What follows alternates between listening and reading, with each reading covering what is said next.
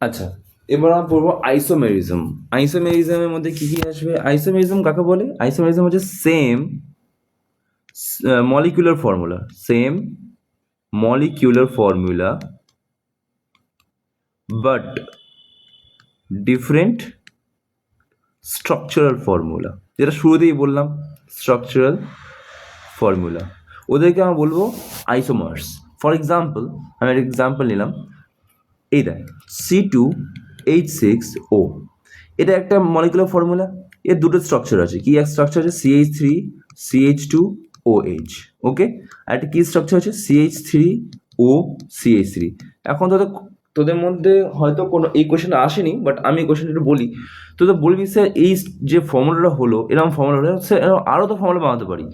না, বানাতে পারবো না। রিজনটা কি? কার্বন ম্যাক্সিমাম কটা বন্ড করতে পারবে? 4টে বন্ড করতে পারবে। হাইড্রোজেন একটা বন্ড করতে পারবে, অক্সিজেন 2টো বন্ড করতে পারবে। এটা হচ্ছে এদের ক্রাইটেরিয়া ফর্ম করার। আর সেকেন্ড হচ্ছে, যেভাবে আমি স্ট্রাকচার ড্র করেছি সেইভাবে কার্বন অলওয়েজ সিঙ্গেল বন্ডই করবে, ডাবল বন্ড করতে পারবে না। ওকে, তুই যাই করে নে, তুই এই কটা থেকে বেশি ফর্মুলা বানাতে পারবি না। ওকে, তো তুই দুটো কি পেলি? দুটো ডিফারেন্ট ডিফারেন্ট কম্পাউন্ড পেলি, স্ট্রাকচার ফর্মুলা পেলি from same molecular formula. So this two are isomers, this two are কি না আইসোমার্স।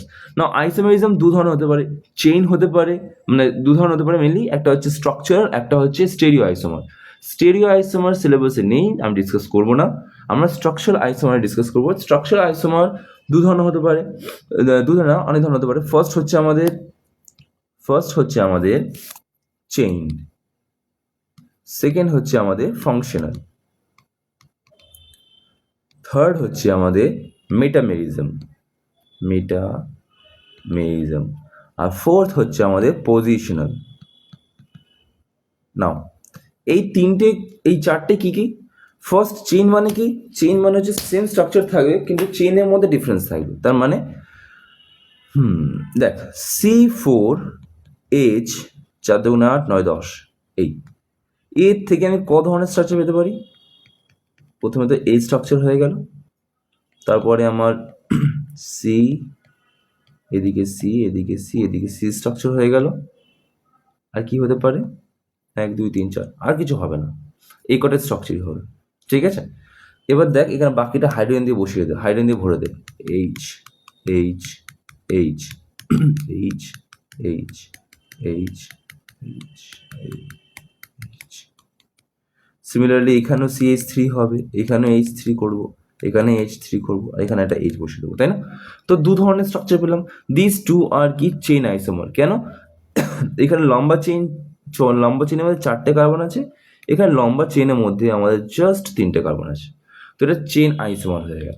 ঠিক আছে, তো চেইন আইসোমার ডান। এবার ফাংশনাল আইসোমারটা করি। ফাংশনাল আইসোমারটা কি হবে? ফাংশনাল আইসোমারটা ওপরে এক্সাম্পলেই আছে, দেখ এখানে কার্বনের চেইন তো ঠিক আছে, কিন্তু দেখ এখানে ফাংশনাল গ্রুপ কি আছে? এখানে ফাংশনাল গ্রুপ আছে আমাদের হাইড্রক্সিল, এখানে ইথর, তাই না? তো এটা ফাংশনাল আইসোমার হয়ে যাবে। ওকে, আর সেকেন্ড হচ্ছে পজিশনাল আইসোমার। পজিশনাল আইসোমার কীভাবে হতে পারে? পজিশনাল আইসোমার এইভাবে বানাই, দেখ C3 4 3 6 7 8 8 H আর O। দেখ এখানে আমি এইটা করতে পারি, CH3 CH2 CH2OH করতে পারি একটা, আর CH3 CHOH CH3 করতে পারি। দেখ দুটোতেই কিন্তু সেম আমাদের মলিকুলার ফর্মুলা, হ্যাঁ কি না? দুটোতে same number of carbon, same number of hydrogen, same number of oxygen, আর দুটোই কিন্তু অ্যালকোহলই।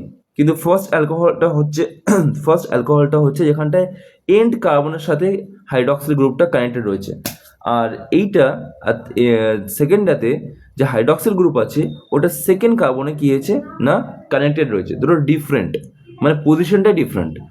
আমাদের আগের ক্লাসে যে নাম্বারিং করতে শিখলাম না, সেই হিসেবে দেখা যায় আমি নাম্বারিং করি 1 2 3, এখানে যে নাম্বার করি আমি 1 2 3, দেখ এখানে যে হাইড্রক্সিল আছে ও 1 নম্বর কার্বনের সাথে অ্যাটাচ হয়ে রয়েছে, এখানে যে হাইড্রক্সিলটা আছে এ 2 নম্বর কার্বনের সাথে অ্যাটাচ হয়ে রয়েছে। বুঝতে পারলি কি বললাম? তো এটা হলো আমাদের কোন আইসোমেরিজম? এটা হলো আমাদের ফাংশনাল পজিশনাল আইসোমেরিজম। এবার মেটামেরিজম কি? মেটামেরিজম বুঝতে গেলে আমাদেরকে এইটা বুঝতে হবে। সাপোজ কর আমি একটা ইথারের স্ট্রাকচার ড্র করলাম, এই যে CH3 CH2 CH2 ও CH3, এটা একটা ইথার অবভিয়াসলি। আচ্ছা, এটা একটা ইথার হবে CH3 CH2 ও CH2 CH3, এটা একটা ইথার, তাই না? আর একটা ইথার কি হতে পারে, না এছাড়া আর কোনো ইথার ড্র করতে পারবো কি? আই গেস নট, আমি আর ইথার তৈরি করতে পারবো না। এই দুটো যে ইথার তৈরি হলো, এই দুটোই তো ইথার, কিন্তু এইখানটা কার্বন চেনে কোনো ব্যাপারই বলতে পারবো না, কেন কি চেঞ্জ হচ্ছে বারবার। এদিকে মেটামেরিজম বলা হয়, ঠিক আছে? এখানে কি বলা হয়, এদিকে মেটামেরিজম বলা হয়।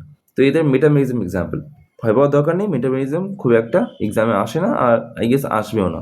মেইনলি যদি আসে, ওটা আসতে পারে আমাদের চেইনের ওপর, ফাংশনের ওপর, আর পজিশন আইসোমার উপর, আর তার থেকে বড় শুধু চেইনটাই মেনলি আসবে, ঠিক আছে?